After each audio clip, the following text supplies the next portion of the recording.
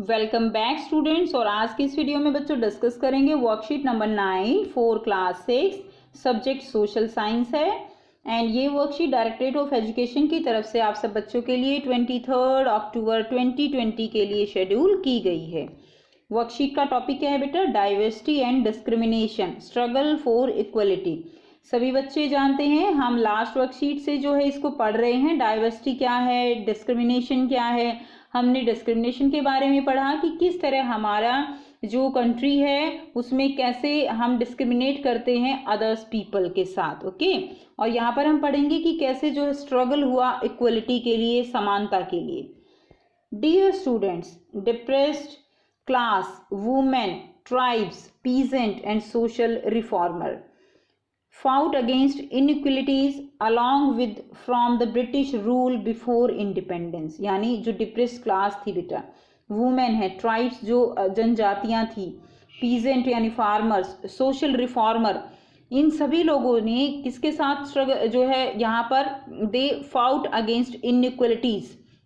जब ब्रिटिश लोग जो है हमारे ऊपर जो है रूल कर रहे थे उस समय ये लोग इन इक्वलिटीज़ के खिलाफ खड़े थे, क्योंकि उस समय भी हमारे कंट्री में बहुत सारी इनइक्वलिटीज़ थी। और ब्रिटिश रूल के समय से ही, यानी जब लोग सोचते थे कि हमारा कंट्री जो है वो इंडिपेंडेंट होगा, तो जो भी हमारे जो आप कह सकते हो फ्रीडम फाइटर्स थे वो उन्होंने ये एम रखा था कि आफ्टर इंडिपेंडेंस ओके हमारे कंट्री में इनइक्वलिटीज़ नहीं होगी, जिसके लिए वो पहले से ही क्या कर रहे थे, पहले से ही उसके लिए वो कोशिश कर रहे थे।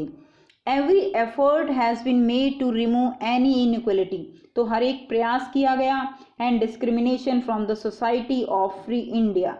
Every person in our country has equal right and equal opportunity, कि हमारा हर एक जो पर्सन है हमारे कंट्री में उसके इक्वल राइट होने चाहिए, उसको इक्वल अपॉर्चुनिटी मिलनी चाहिए। ऐसा नहीं है कि जो हायर कास्ट है केवल उन्हीं को अपॉर्चुनिटी मिले, लोअर कास्ट को अपॉर्चुनिटी ना मिले। People are free to choose the work of their choice, सभी लोगों को अपनी चॉइस का काम करने का क्या है, राइट है। People have complete freedom of speaking their language, celebrating the festival and expression, सभी लोगों को कंप्लीट फ्रीडम है बात करने की, अपनी लैंग्वेज में बात करने की, फेस्टिवल्स जो है वो सेलिब्रेट करने की, और बोलने की, एक्सप्रेशन होता है खुद को एक्सप्रेस करने की। The Indian constitution recognise all Indians as equal before the law. Okay, तो जो इंडियन कॉन्स्टिट्यूशन है हमारा, ठीक है, वो जो है सभी लोगों को क्या है, एक लॉ प्रोवाइड करता है कि all peoples are equal. It states that no person shall be discriminated on the basis of religion, sex, caste, reason, language, color, etc. ये क्या कहता है? ये कहता है कि कोई भी पर्सन जो है वो डिस्क्रिमिनेट नहीं होगा, किसी के साथ कोई भेदभाव नहीं होगा, ना ही किसी रिलीजन के बेस पे, सेक्स, कास्ट, रिलीजन, ठीक है, लैंग्वेज, किसी भी बेस पे किसी के साथ कोई डिस्क्रिमिनेशन नहीं होगा। And will be treated equally, सभी के सभी इक्वल ट्रीट किए जाएंगे, वेदर रिच और पुअर, चाहे वो गरीब हो या अमीर हो। For example, the doors of school are open to all, सभी जो डोर्स हैं स्कूल्स के वो सबके लिए ओपन हैं। ऐसा नहीं है कि केवल एक पर्टिकुलर कास्ट या पर्टिकुलर रिलीजन के लोग ही स्कूल जा सकते हैं। And all adult have equal right to vote during election, और सभी लोगों को इलेक्शन के टाइम पे अपना वोट डालने का पूरा राइट है, ये सभी बच्चे जानते हैं। Now despite constitutional measures there are sign of inequality in India during despite constitutional measures, यानी इतना कॉन्स्टिट्यूशन के अंदर इतने सारे एफर्ट होने के बावजूद भी इंडिया में इनइक्वलिटी देखने को मिलती है। Inequality affect the poor the most, inequality सबसे ज़्यादा किसको अफेक्ट कर रही है? पुअर पीपल को। Why there is no equality among the people, लोगों में इनइक्वलिटी जो है वो क्यों है, इक्वलिटी क्यों नहीं है? There are many reasons behind it, इसके पीछे कई सारे रीजन हैं, लाइक पॉवर्टी, गरीबी, लैक ऑफ रिसोर्सेज, रिसोर्सेज नहीं है, discrimination on the basis of religion, caste and gender, तो कास्ट, रिलीजन, जेंडर के बेस पे क्या है, इनइक्वलिटी है।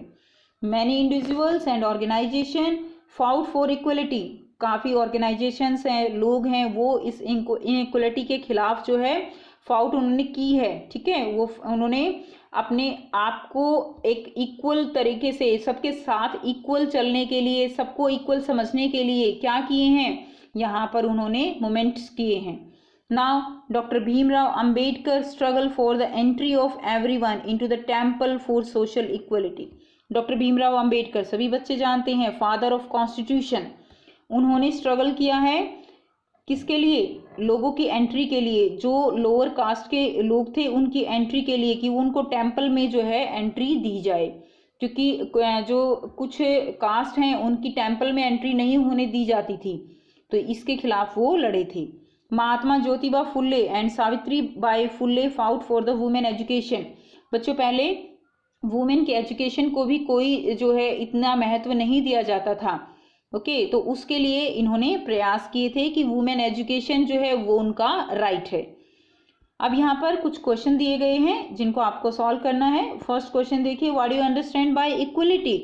इक्वलिटी क्या है, तो बच्चों हमने पढ़ा इक्वलिटी क्या है। इक्वलिटी क्या है, it states that no person shall be discriminated on the basis of religion, caste. ये जो आपको हाईलाइट किया गया है यहाँ से लेकर यहाँ तक आप जो है इसको लिखेंगे जो हमने समझ लिया है, ठीक है। That and all adult have equal right to vote during election. यहाँ तक बच्चों आप फर्स्ट क्वेश्चन का आंसर लिखेंगे।